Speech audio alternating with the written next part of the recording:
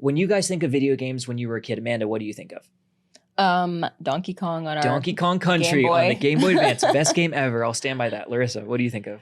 I go from Atari. Okay. That's a little bit before my time. It's before your time. I go Atari. I go the original Genesis, and then I go to Sega. So here's the crazy thing that happened is with kind of the rise of multiplayer online games and World of Warcraft and a lot of gaming platforms around the time of the internet and then eventually social media, games became inherently much more social than they had been before. At the same time, social media starts taking off, which is also online and also more social, at least scratching some of the itches that we have for social interaction. The crazy thing is this entirely rewired the development and the brains of Gen Z. There's a book about it called The Anxious Generation, about how girls have gotten sucked into social media and boys have gotten sucked into video games, and how it's changed the way they interact with the rest of the world.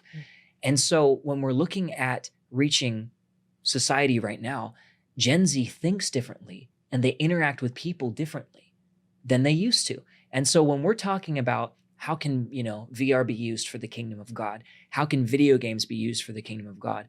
It's actually saying the generation that's living right now interacts through screens. This is the way they communicate with people. And in many cases, they have not learned how to do it in real life.